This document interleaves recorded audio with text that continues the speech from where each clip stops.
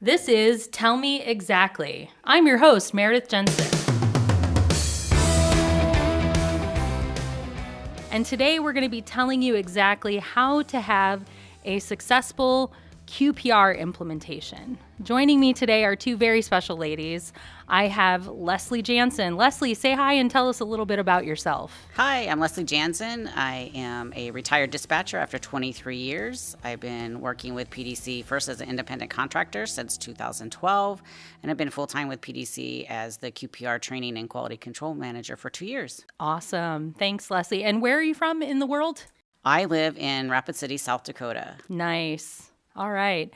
Also joining me is Robin Chamberlain. Robin, say hi and tell us a little bit about you. Hi, I'm Robin Chamberlain. I've been in the dispatch world for about 30 years. Holy moly. Started when I was 10. Fantastic. But I started as dispatch and everything and moved into quality assurance. Had some excellent mentors sitting on either side of me that got me to where I am now. And now I'm a full-time employee at Priority Dispatch in the QPR department. Okay. And where do you hail from in the world? Not very far from here, actually, where we're at. I live just outside of Chicago, about 40 minutes west of the city. Yeah. And so for our listeners, this episode is being recorded live during one of our Compass events. We'll talk about what that is on another episode. So stay tuned for that.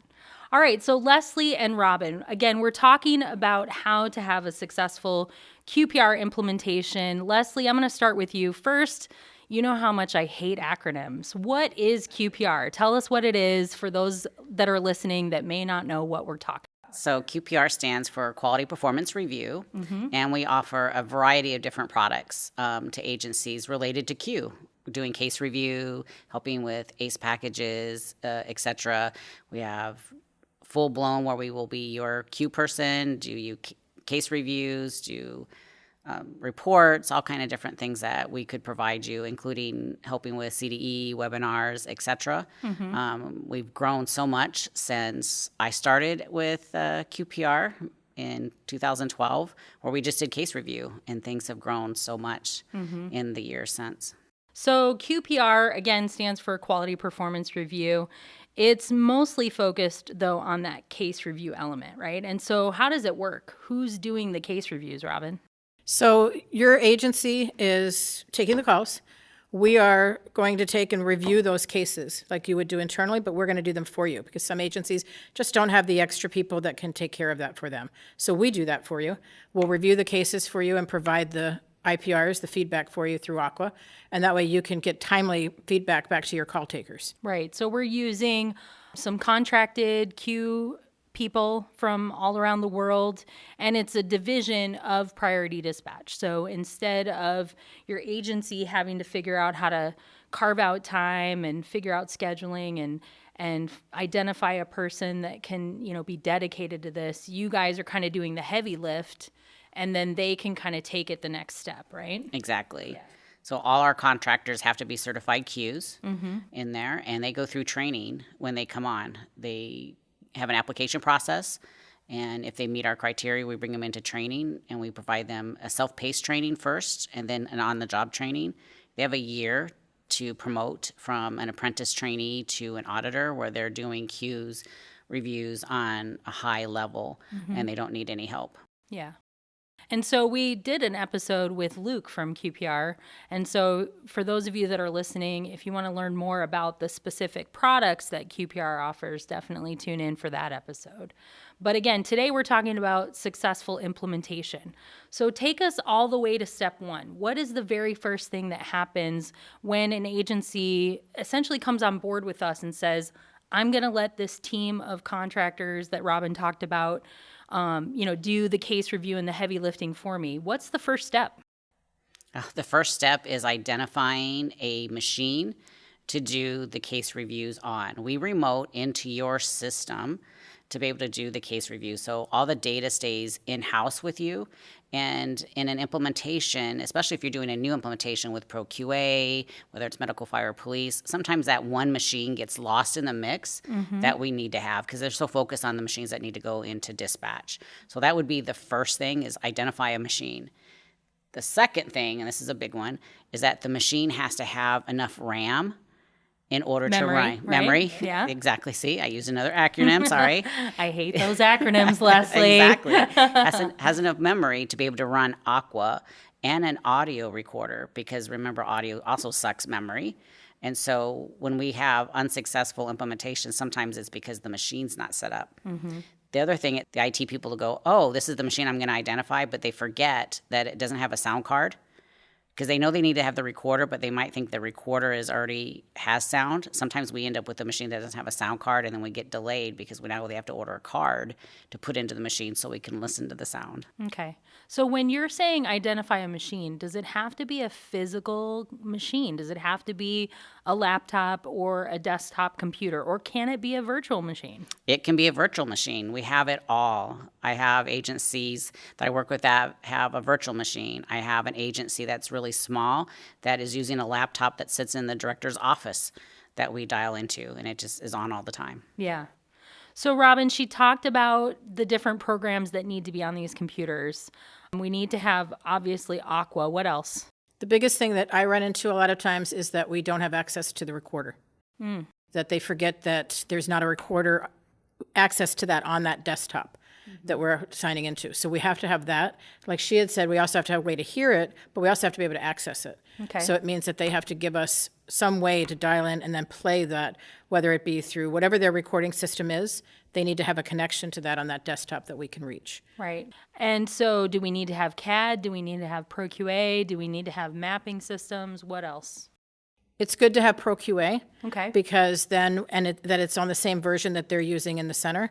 So that way we can make sure that we're following the same protocols. We also don't need your CAD, though. We are not going into your CAD. We're not looking at your CAD. That's not necessary. So preference would be not to put the QPR machine on the CAD server. We've Okay. seen that too. We would like it separate because we don't want to have any access to your data related to CAD, especially confidential information. Right. Yeah, we don't need to see CAD to do case No, review. exactly. So we basically just need the voice recorder, of course, Aqua. ProQA is a maybe if you won't have availability to put it on there, but Even if they can't give us the full version of ProQA, at least let us access ProQA reports, because there's data from a Q perspective in ProQA reports that we can access and help them identify other trends that we maybe not seeing in Aqua. sure, absolutely. And I love that. ProQA reports is one of my favorite things to dig around in because I always find some really cool little nuggets in there. Exactly. Yeah. Okay. All right. So we talked about step 1 and step 2. What's the next step after that? We've identified the machine. We've asked you guys to come in and take part in doing the case review for us. What's the next step to make sure that we're going to be successful? So for me, it would be, how are we going to connect to you? Okay. Are we going to use your own VPN, or are you going to use the preferred method, which is Improvata, which QPR provides to you? There's no cost to you for that. Oh, nice. Yeah, so it makes it a lot easier if we're on the same system. So, again, I don't like acronyms, and using brand names of stuff can sometimes be confusing for our listeners. So, what is this tool? It's essentially a way for them to remote in. Yes. So Improvata is actually a virtual private network that allows us to drill into a tunnel securely into their system and be able to do those case reviews on their machines. And I would imagine it's all kind of protected so that we're not being able to pass along anything nasty that would hurt our systems, any, accidental, attacks or anything like that, right? Exactly. So Improvata also, for the client, allows them to even do what we're screen sharing, so they can see and record what we're actually doing when we're on their machine, which is going to be important because if something happened, they can go back and see it happened on the QPR machine, what actually happened, and it's screenshotting what we're doing. Yeah, I like You can turn that. that on if they want, and they can turn stuff on and off that we maybe can't access the C drive in that. So it is very secure. So it allows the agency to kind of customize the permission levels that they're going to give you guys of what to Exactly. access. I love that extra layer of accountability, though, of the screen sharing. That's probably huge. It is. Yeah. It does take up some memory, so if you're going to turn that on, make sure you have the memory. But it's very helpful. Okay. So then what would be the next step? Again, not knowing how many steps there really are here, but after we've identified that we're going to use the preferred method for that remote connection, what would be the next step?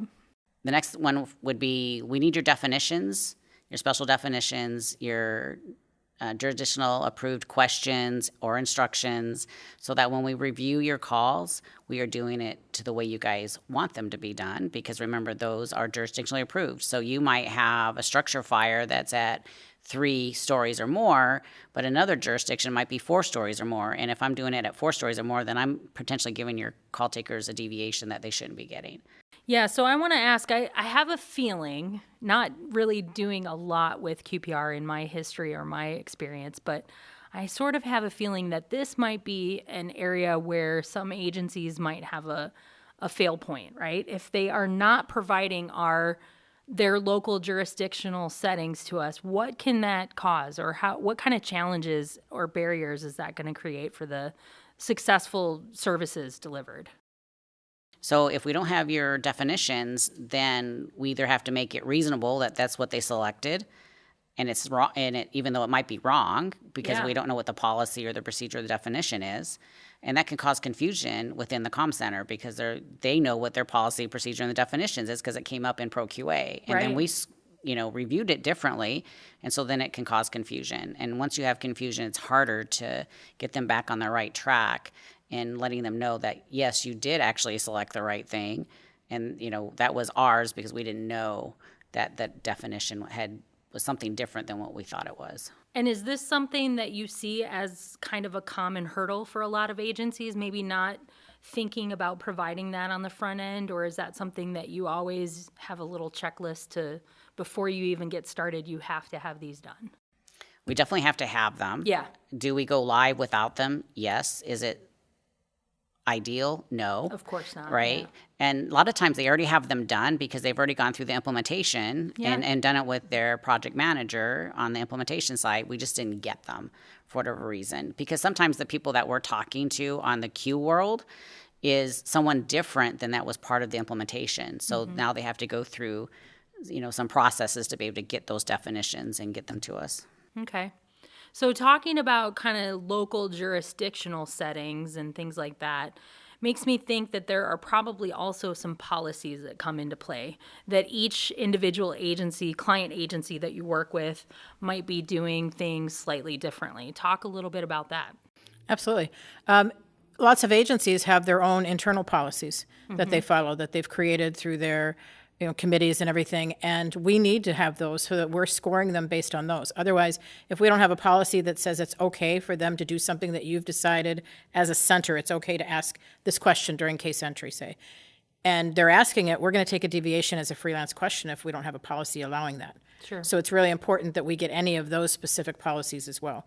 Your address verification policies are helpful too, just so that we can know and give feedback on those. Even it's not a deviation, but there is feedback involved, so that we can make sure that they are getting the address and the phone number correctly too. Mm-hmm.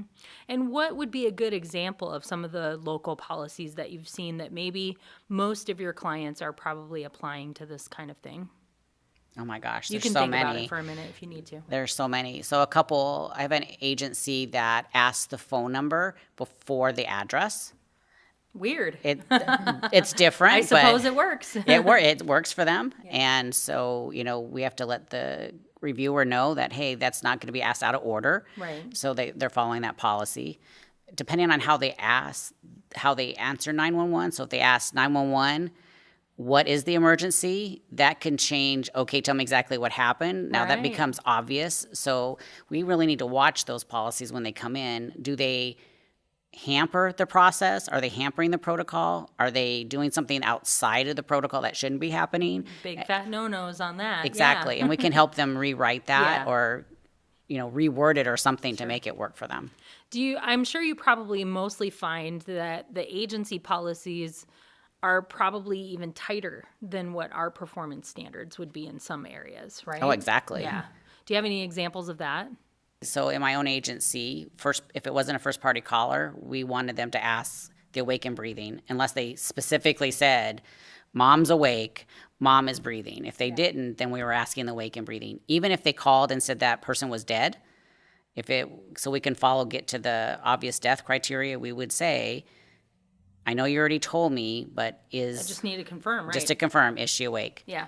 Is she breathing? So then we got where we needed to be. So you're right. Some of agencies' policies and procedures could be tighter than what the Q standards. Right. And we always kind of allow for that. At the academy allows for that. Our protocols allow for that. The standards even allow for it. Exactly. Right? So, yeah, that's good. Okay, so we've talked about kind of agency policies that make things customized. When it comes to implementing with QPR, is there someone that takes on a role of kind of acting as a guide for these agencies to sort of help them along all of these steps that we've talked about? We have it set up to where you're assigned an analyst, and that analyst is going to be your liaison. So if I were your analyst, I'm going to be the one that's going to meet with you. I'm going to be joining implementations on a lot of the meetings prior to you going live so that we can get everything set up. And then as soon as we go live, I'm the one that's going to be meeting with you on a weekly basis to go over these calls, to talk to you about the cases, and to help you create CDEs and do all kinds of things like that to help benefit as it moves forward. So I'm going to be your point of contact. Rarely are you ever going to talk to like the auditors or anything like that. It's going to always be the analyst that's going to be the primary. So that analyst serves as the liaison, like you said, Correct. between the agency and then the QPR team. Correct. Okay. Talk to me a little bit about, is there a process? I know there is, but talk to me a little bit about what the process is if agencies have a question about how something was scored. I know that you guys have some sort of appeal process. What is that like? So the appeals process goes through the analyst as the liaison, and they will review the call, check to see how the reviewer did, if there was any changes or no changes, and the appeal can be upheld or it could be denied. And normally we get those handled right away with the agency because we get to have a discussion with them, right? And so we can explain to them why it was denied and the reason behind that. And a lot of times we resolve that right away. But they can also say, okay, maybe I don't agree with that. I just don't agree. And then they could go to the project manager that oversees that team. And then the final decision is with the project manager. It doesn't go any further than that. Okay.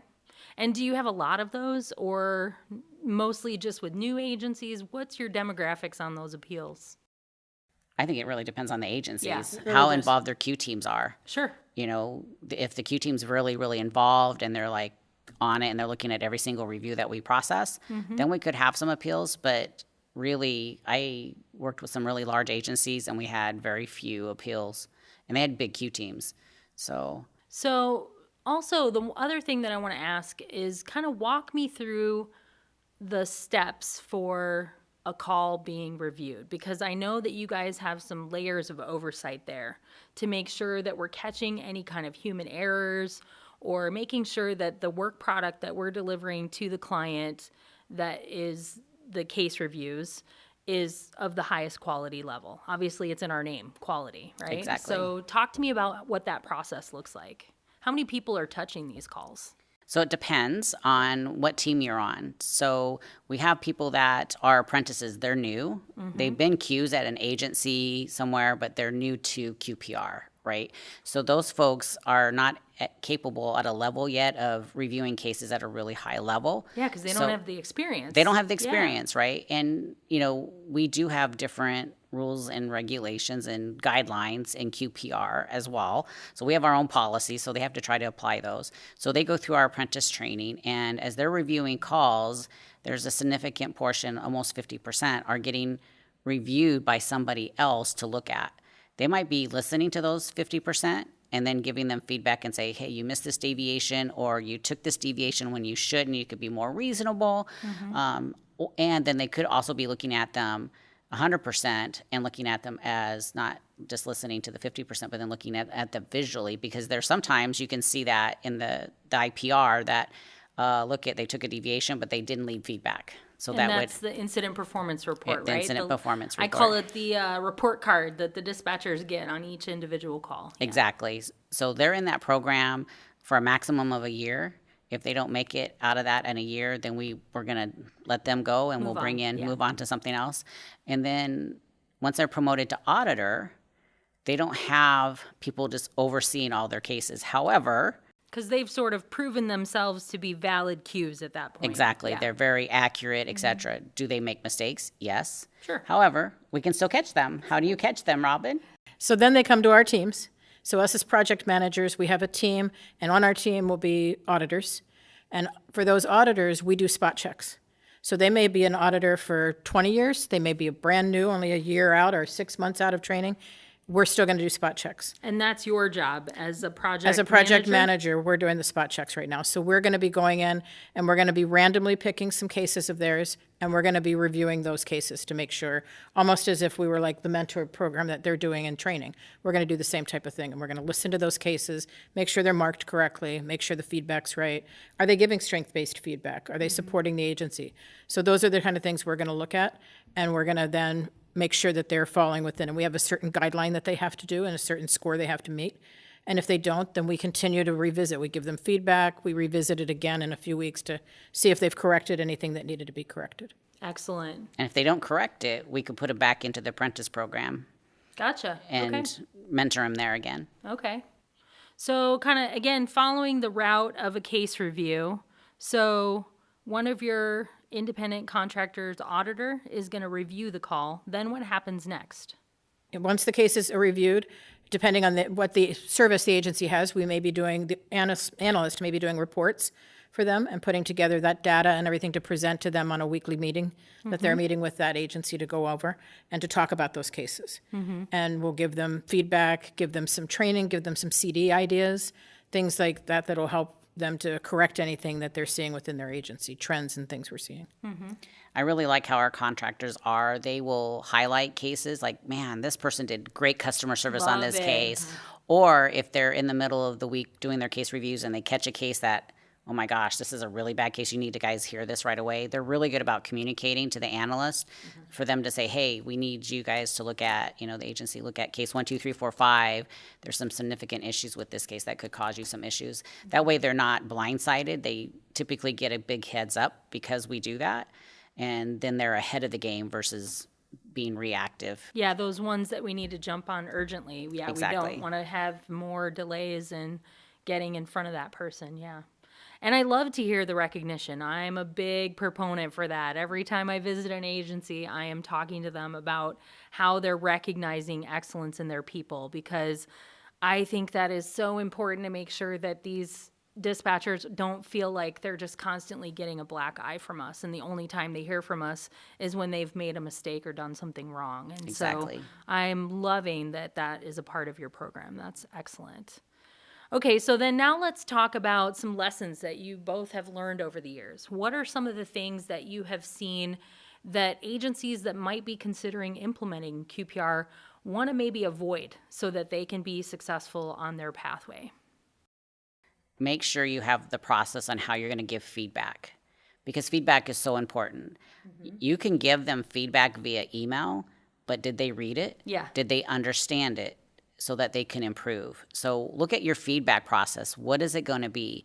And talk to your analyst to see if it's going to be effective. It might be effective if you're an ACE agency to send email, but if you're a new implementation and you're new to Pro QA, just sending someone an email on how they did, they might not even read it. Or they might not understand it, right? Exactly. Like if they're new to using ProQA, they might not really quite understand what this feedback means. Exactly. So I think having somebody there to, you guys have a liaison between QPR and the agency. I think it also needs to be someone in-house at the agency to be that liaison between the case reviews and the dispatchers, right? Exactly. Yeah. Exactly. They don't necessarily have to be reviewing calls themselves internally, but they need to understand it. They need to understand the process of reviewing calls so that they can explain what that incident performance review means. What do all those colors mean? Why is mine so colorful and hers is all green? And what does that mean? That way they can explain that. Yeah. And I'm sure you guys have seen agencies that maybe forgot that step. What extra challenges does that cause for them? Well, there's so many, because if they're not getting the feedback and they're expected to read the feedback, and maybe they didn't understand it, so they're going to continue to make that mistake over Sure. and over again, and you're going to keep bringing it back, and their compliance is not going to improve, and so their service to their community is not improving either. It's like a Because spinning wheel, It's a spinning right? wheel, Like, that exactly. just never goes anywhere. That little hamster on the wheel. Exactly. Okay.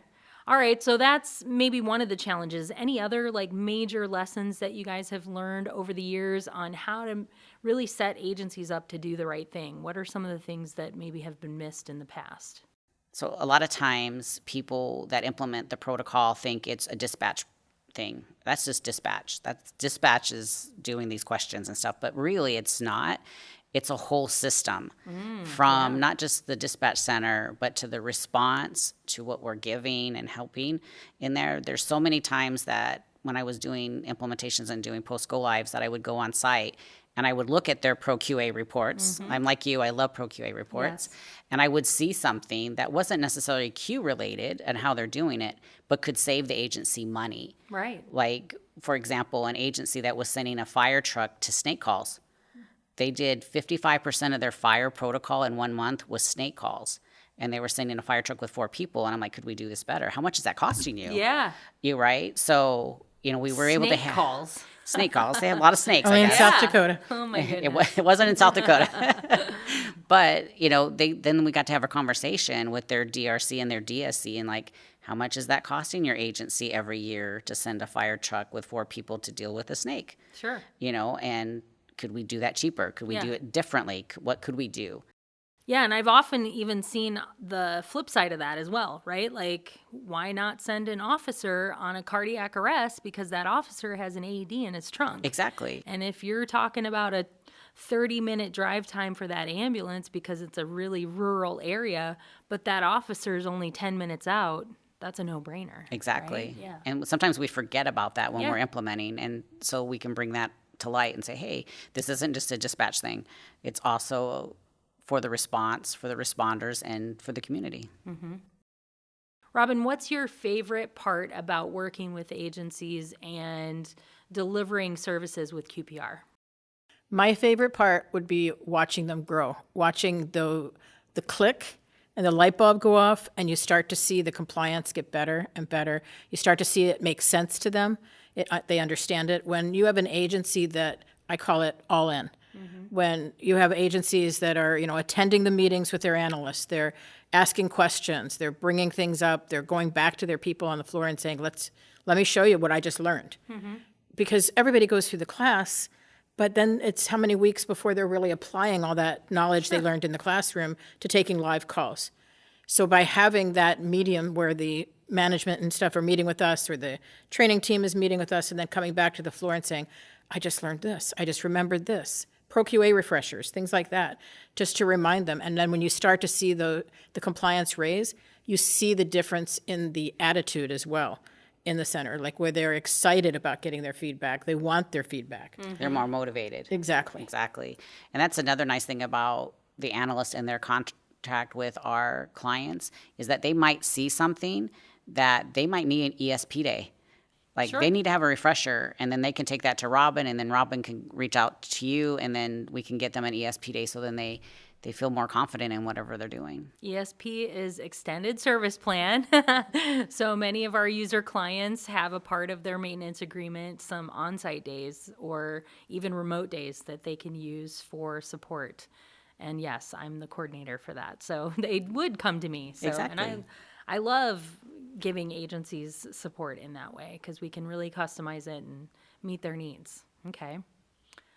What else have we not talked about that you want to make sure that our listeners get to know a little bit more about being successful with QPR? I think it comes back also to not only the feedback that you're giving them, you're allowing them to see the feedback, you're personally meeting with them about the feedback, but like you talked about the recognition side, what is your recognition? I have seen so many people be creative in their comm centers for recognition. Like one agency had a thing where everybody that got a high compliant, they got a little hand that was like a high five and had a little ticket, a raffle ticket to it. And then they put it in a bucket, and in the month, they grabbed 5 out of there, and they got a little prize, whatever happens to be, just to motivate people. Yeah. Geez, I got a lot of high compliant, I have a lot of tickets, right? And we hear a lot of times where people say, I'm a small agency, I don't have a budget, I can't give, things like that. There's so many creative things we can come up with, and that's part of what we love doing as analysts too, is helping you brainstorm that. What can we do with the limitations you may have in your center to put some type of motivation, whether it just be a board, a high compliant board, that says your name's going up on this board this week because you had this call. And sometimes it doesn't even have to be a high compliant case. If you think about it, sometimes, especially with a newer agency, it may be, a partial compliant case, but they did something so good on that call. Right. We want to make sure everybody knows about it. Yeah. Your customer service here, you took a person that was so upset when they first called and you really turned it around because you were so nice. Your customer service was so excellent.